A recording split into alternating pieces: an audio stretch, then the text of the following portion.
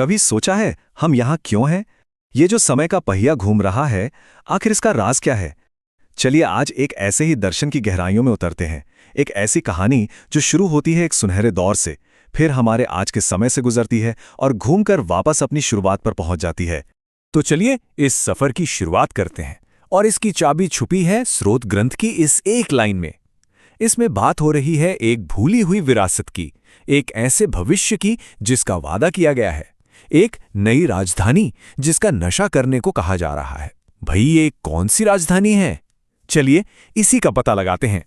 जरा एक ऐसी दुनिया की कल्पना कीजिए जहां दुख का नामो निशान तक नहीं है।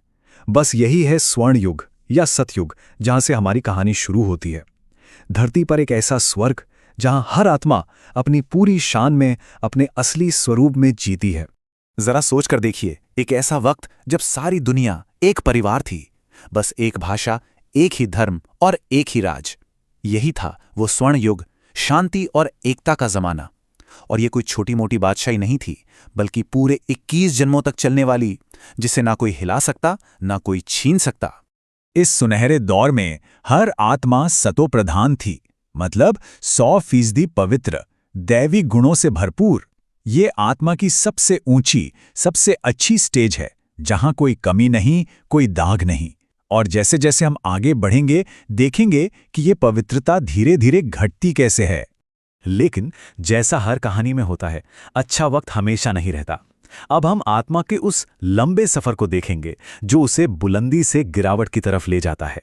और ये सफर 4 अलग अलग युगों से होकर गुजरता है। ये टाइमलाइन आत्मा की यात्रा की 4 स्टेज दिखाती है।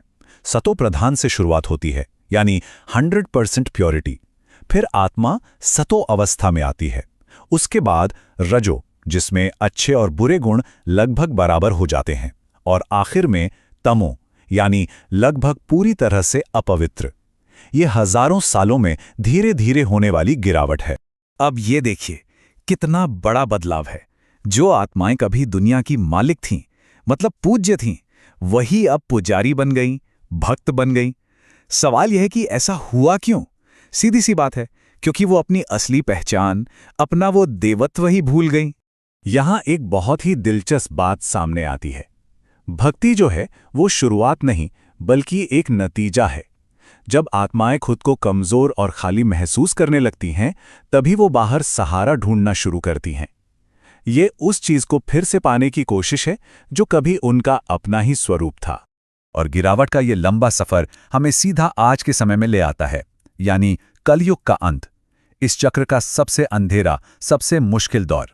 इस ग्रंथ में आज की दुनिया की तुलना एक सड़े हुए पेड़ से की गई है। मतलब एक ऐसा पेड़ जिसकी जड़ें, यानी उसका असली धर्म, पूरी तरह खोखली हो चुकी हैं। इसका सीधा सा मतलब है कि इंसान अपनी आध्यात्मिक बुनियाद से पूरी तरह कट चुका है। उसे याद ही नहीं कि वो असल में कौन है। ये हालात वाकई दुखद है। आत्माएं अपनी सबसे निचली, यानी तमो प्रधान अवस्था में हैं। इंसान अपनी दिव्य विरासत को इतना भूल चुका है कि वो खुद को देवता कहने से भी डरता है, क्योंकि वो खुद को गिरा हुआ और विकारों से भरा हुआ मानता है। लेकिन कहते हैं ना, जब रात सबसे ज्यादा घनी होती है तभी सुबह होने वाली होती है। ठीक इसी पल, जब धर्म पूरी तरह से खत्म हो चुका होता है और सब कुछ खोया हुआ लगता है, तब एक दिव्य शक्ति का हस्तक्षेप होता है। ये पूरा का पूरा चक्र एक बहुत बड़े ड्रामा की तरह है, जो हर 5000 साल में बिल्कुल वैसा का वैसा ही दोहराया जाता है। और इस ड्रामा में पिता का आना एक तय सीन है, एक सबसे जरूरी मोड़ जो अपने सही वक्त पर ही आता है। यहां सोचकर एक बहुत बड़ा फर्क सामने आता है। ये दर्शन ईश्वर को कण कण में बसी हुई कोई शक्ति नहीं मानता, बल्कि उन्हें एक प्यारे पिता के रूप में देखता है, जो अपने खोए हुए बच्चों को उनका राजपाट वापस दिलाने के लिए एक तय समय पर आते हैं। और ये जो बदलाव है, ये ज्ञान से आता है। एक ऐसी दिव्य समझ जो 1 सेकंड में सब कुछ बदल सकती है। 1 सेकंड में जीवन मुक्ति, इसका मतलब है वो एक पल जब किसी को अपनी असली पहचान और इस दुनिया के चक्र की पूरी कहानी याद आ जाती है। ये एक मानसिक क्रांति की तरह है। लेकिन ये बदलाव बैठे बिठाए नहीं हो जाता। आत्मा को अपनी खोई हुई शान और अपना राज्य वापस पाने के लिए एक खास तरह की मेहनत करनी पड़ती है। ये जो 5 विकार हैं, काम, क्रोध, लोभ, मोह और अहंकार, यही आत्मा के सबसे बड़े दुश्मन हैं। इन्हीं ने तो हमें पूज्य से पुजारी बनाया, मालिक से भिखारी बना दिया। इन पर जीत हासिल करना ही असल में मुक्ति का रास्ता है। तो ये है वो रास्ता जिससे संप्रभुता वापस मिलती है।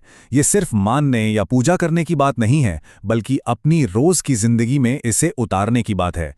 एक ऐसा प्रोसेस जिसमें याद, पवित्रता और अच्छे कर्म ये सब शामिल हैं। मतलब इस आध्यात्मिक पढ़ाई के जरिए हर आत्मा खुद को अपनी बादशाही का तिलक लगा सकती है। पावर किसी और के हाथ में नहीं, बल्कि अपने ही कर्म और मेहनत के हाथ में है। तो सवाल ये उठता है कि क्या सच में ज्ञान का बस एक पल जिंदगी का पूरा नक्शा बदल सकता है? ये दर्शन तो कहता है बिल्कुल। और इसी गहरे सवाल के साथ ये हमें छोड़ जाता है कि क्या पता हमारी वो खोई हुई दुनिया बस एक याद की दूरी पर ही हो।